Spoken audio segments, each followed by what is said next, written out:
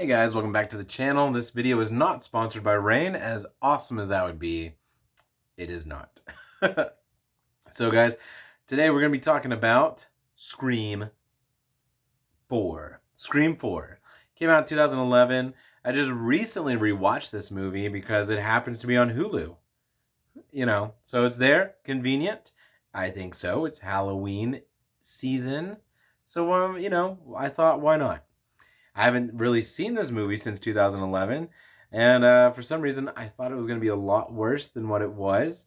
This is actually one of those movies that's pretty good. It's a pretty good movie. This was, I think, one of the first movies that kind of came out right before they started doing a whole bunch of sequels based years after the original or originals. It kind of like laid that groundwork and set up a lot of those tropes that you kind of see in later movies, such as like Dumb and Dumber 2. That's the first one that comes to my mind. I don't know why. That movie's terrible. That one's absolute trash. And especially in 2011, before that, everything that we were getting was like a remake of The Hills Have Eyes. We got a remake of Piranha, as far as like horror movie genre stuff goes, right? And obviously the remakes of Friday the 13th and Nightmare on Elm Street. Both of them were garbage. All of those remakes are honestly garbage. Hills Have Eyes, though, anyway, as a whole, that's not really a franchise that's really, my cup of tea. I think it's garbage. I'm sorry if you like those movies, but also not really that sorry. I think they're terrible. I think they're terrible movies. Anyway, moving on into the actual video that we're talking about today. This is taking place. It says new decade, but in reality, I believe Scream 3 came out in 2000, and so this is set 11 years after the events of Scream 3, and so, and Scream 1, what did that came out like, what, 97, I think? Maybe 96? And then the second one was literally the next year, and then you had like the big time gap between the second one and the third one. Anyhow, and by, big, time gap, I mean like 2 years.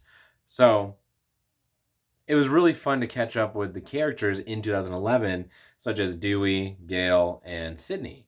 And, Sidney's family grew in this, but by grow, I mean we're introduced to an aunt that I don't previously remember having been mentioned in the other three movies. I don't remember them talking about her aunt or niece or even a nephew at all. None of that was brought up. That's one of those tropes that we see in movies now that take place a few years after the original or originals, where there's just a character that's so well connected to everything else, but no one knew about her, but she was always there in the background, or he was always there in the background. And it's funny because in Scream 4, although this was a trope later on, it wasn't a trope for Scream 4. I think it actually invented said trope. So it doesn't really hurt the movie at all. It's just kind of one of those things where it's like, huh, that's weird, but it doesn't hurt the movie. It's there. It's not a big deal. Neve Campbell, she does really good as the character of Sidney. David Arquette does really wonderful as just this, genuine good dude who keeps, moving up despite however good or bad he may actually be at his own job. And he's a sheriff now, so hey, way to go, Dewey. And Courtney Cox as Gale. Man, was it okay? So help me out here. I didn't really watch Cougar Town, but boy howdy, when she shows back up on screen as Gale, those lips, whew, almost as jarring as when you see her in Scream 3. Is it 3? Where she's got like those the short bangs. You know what I'm talking about? It's like, yikes. Oof. It's rough. It's a little rough. It's a little hard to watch. A little hard to look at. But I mean, it doesn't make the movie bad. Like, none of my complaints with the original cast hurt the movie in any way. My complaints come in with the new guys. The new guys who say, oh yeah, it's a new decade, it's a new rules. The rules are only briefly touched on. They're only briefly talked about. The rules aren't really dived into like they were in the first two movies. They're just kind of, yeah, there's new rules, and this is what they are. You basically need to be a gay guy to make it through a horror movie now. And then the gay guy dies. So or I mean, maybe he wasn't. It doesn't really specify. It just says, oh yeah, yeah. The guy as he's dying, he's like, oh, I'm gay, and then the Ghostface is like, what, really? And then he's like, if it helps. it's it's funny. It's dark humor. Like there's some dark humor in the movie, and I think that's one of those things that make help the movie along because for me, the Scream franchise has never been an actual horror franchise, even though it does step on the tropes of actual horror movies such as Friday the 13th, Nightmare on Elm Street, and Halloween. Um, it doesn't actually feel like a horror movie. It feels sort of like a mystery thriller movie. And even though, yes, you have a slasher in the character of Ghostface, it's not like Freddy Krueger, Jason, or Michael Myers, where it's the same dude in every single movie. No, no, no. The Ghostface killer is a different obsessed person from film to film. And I like that a lot. I think that's a really interesting sort of way to kind of keep this franchise fresh. And I'm really eager. I mean, rip Wes Craven. He's no longer with us, but they're gonna go ahead and they're gonna do a Scream 5, which comes out in 2022. So I'm eager to see where the directors of Ready or Not take Scream 5. I'm very eager to see what happens because this is sort of like with the news with Indiana Jones 5. It's a new director behind the same car that we all know and love, and we all know the original driver so well. We don't know how these new guys are really going to do with these established franchises. And I'm eager to check it out. I can't wait to start seeing more things come out of this. Um, because the fourth movie, the only bad parts for me are honestly Emma Roberts. And I don't mean that in like a big mean way. I just mean she does really good, but I feel like her character, didn't really get to flesh out a whole lot. And it felt like at points she was doing a Sydney impression from the first movie.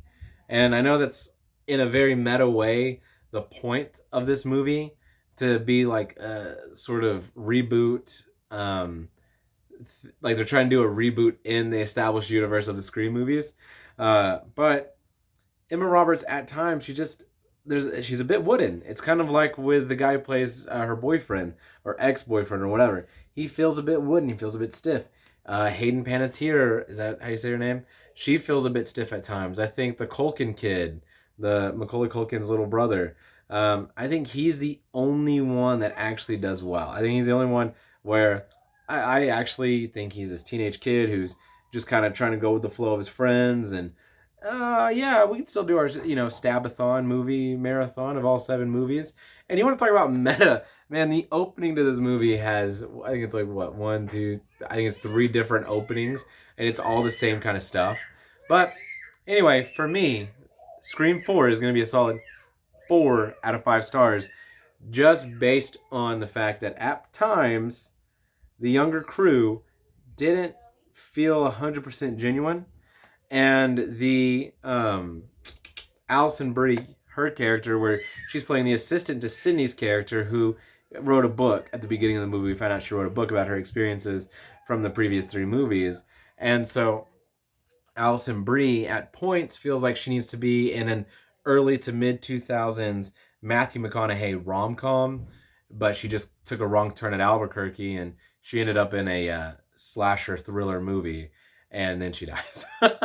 But anyway, guys, the Revenge of the Fallen video that I promised on my social media is going to be coming. It's just that, I'm trying to make a Halloween costume for my son. I'm working on him on an Optimus Prime Halloween costume. Follow me on social media if you're not already for the deets on that. But the video, be on the lookout for that. That's going to be coming soon. Yeah, guys, if you haven't already, subscribe, like, comment, let me know what you think of Scream 4, and I'll catch you in the next one.